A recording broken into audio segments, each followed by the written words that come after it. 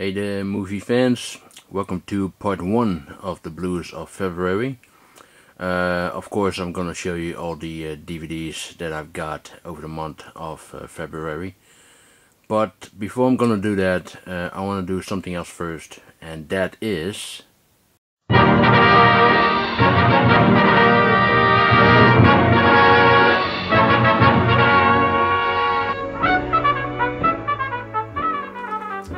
shout out of the month. I thought it would be a very nice idea to do a shout out every month in my DVD and Blu-ray update. And this time I like to give a shout out to somebody who I forgot to mention in my shout out video a few weeks ago, and that is Nikolai Reviews. He is a YouTuber from Denmark, and he only has 15 subscribers last time I checked, and he doesn't have a movie channel, but he does have a music channel. And the music that he dedicates his channel on is hard rock and heavy metal. So if you're a fan of those kind of music and you like to hear other people talking about it, do go check him out. Nikolai Reviews. Okay, and now let me show you the new Blu-rays that I got. First up are these new releases from Arrow Video.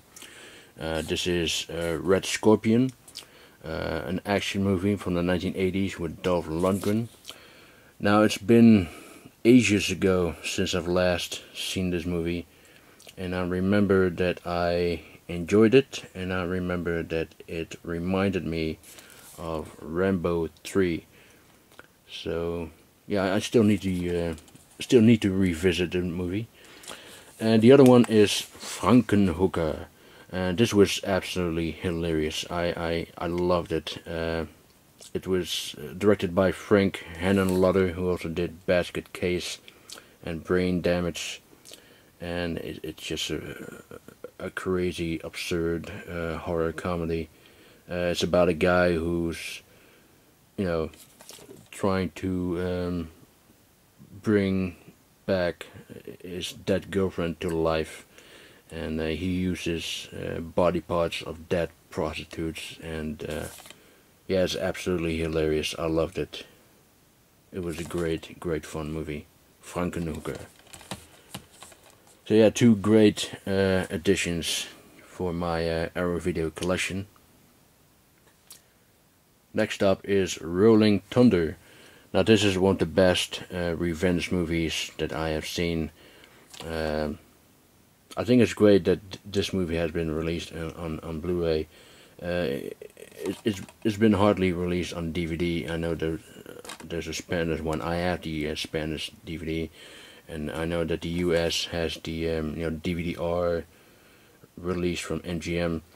But it's great that the UK has released this on Blu-ray, and the transfer looks really great, even though it is very much grainy, but I think that's the way it is.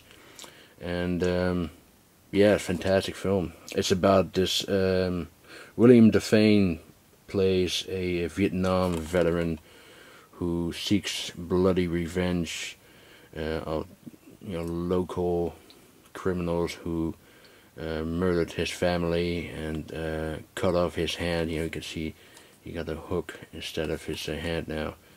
And the shootout at the end is really fantastic.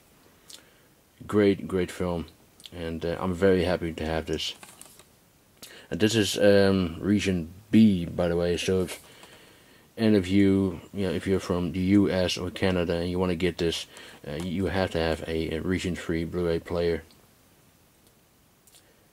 So yeah, great film, Rolling Thunder. Next up is the Iron Pack of Real Steel. This is a release from Taiwan, and it's not a steel book. You can see the spine over here. It is an Iron Pack, I believe they call it. And here's a look at the back. And let me show you what the inside looks like. You got the DVD right there. A picture of Hugh Jackman over there. and here's the Blu-ray with two fighting robots on the back there. Yeah, I was surprised by this movie. I didn't expect anything of it. You know, I didn't have you know, high expectations or all that, but I was thoroughly entertained by this. I really liked it.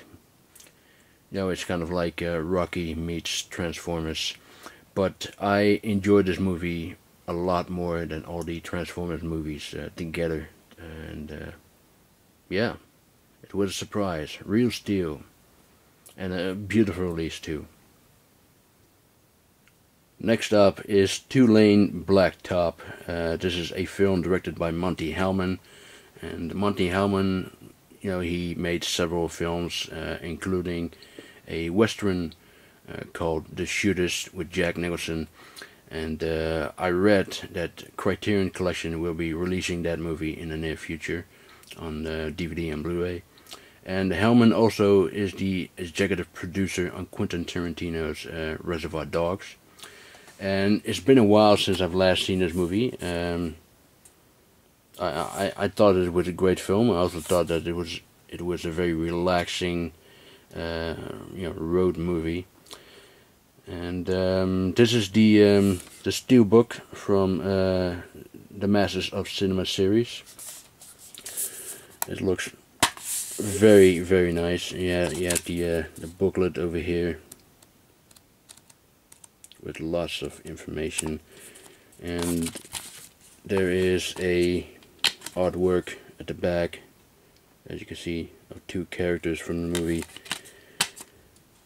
And yeah, I think it's a great film. I think it's a great independent movie from the 1970s. So this was definitely worth getting, the steelbook. I already owned this movie. It was on DVD. You know, it was part of the Anchor Bay limited edition tins. You know, actually, I might as well show it to you. Hang on. Here it is. This is the you know, the tin box from Anchor Bay, limited to 15,000. And my number is a pretty low number, 159. I'm sorry. So I absolutely enjoy this film. I thought it was a great independent road movie. So there it is, Lane Blacktop. Next up is Drive. Now, I was afraid that I was going to be disappointed by this movie because everybody was loving it, and you know, many people said it was the best movie of 2011. And I kind of had my doubts about that.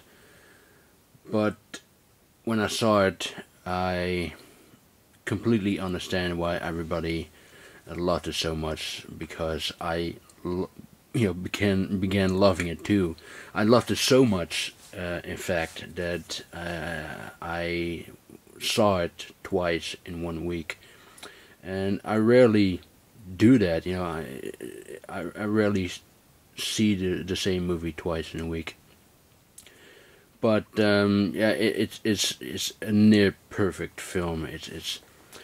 I mean, everything was fantastic about it. The acting was fantastic. Ryan Gosling, I mean, he's the new king of cool. And Albert Brooks over here, he was brilliant. Yeah, everything was great. Cinematography was fantastic. The soundtrack with all those 80s, you know, 80s-like songs in it was fantastic. And I was also surprised of how some of the scenes were very violent, especially, well, I don't want to go into spoilers, but there's one scene in the hotel room, one slow motion, you know, very bloody, very violent scene in a hotel room, which was something I did not expect at all. But yeah, absolutely brilliant. absolutely brilliant. The only complaint that I have about this is the car chase scene. I wish that was a little longer, but that's the only complaint that I have. For the rest, it's just magnificent. And I wasn't really satisfied with the ending the first time I saw it, but when I saw it the second time, I was satisfied. So I'm sure I'm going to be satisfied with the car chase scene when I see it again. And yeah, it's brilliant film. And this is the steelbook from HMV, and I know there's also a steelbook from French, but I actually like this much better. I think the artwork on the back and also on the front looks fantastic. Unfortunately, there's no artwork on the inside, but hey, you know, you can't have everything. But, you know, brilliant film, and I cannot wait to check it out again. Drive. Next up is the French steelbook of The Thing. Now this is of course the prequel to John Carpenter's The Thing. And you know, John Carpenter's The Thing is a film that I absolutely love. It's not only one of my favorite horror movies of all time, it's also one of my favorite movies of all time in general. You know, the makeup effects by Rob Bottin, they still look amazing. They still look very convincing today. And the movie itself it hasn't dated at all. You know, it looks like it was made, especially if you look at the Blu-ray, it looks like it was made a year or so ago. And what I did was I watched this movie first, and right after that I watched the Carpenter movie. And as a companion piece, this movie tied in very well with the Carpenter movie. And you know, when I heard about that they were going to do a prequel, I was pretty much curious about it, because I always want to know what happens before the events of the Carpenter movie. However, there was something that I was absolutely disappointed about you know, this prequel, and that is the CGI. Now, I was expecting that there were going to be CGI in this movie, but I was not expecting that the CGI was going to be very, very bad. It was so incredibly bad that it just ruined the entire movie for me, to be honest with you. I mean, if somebody told me that they made this movie for the Sci-Fi Channel, I wouldn't have believed it. It really is that bad. And I mean, I read an interview with the director, who's Dutch like I am, and he says that he did use old school practical effects, but it didn't work. He said that it looks like the Muppet Show or something like that.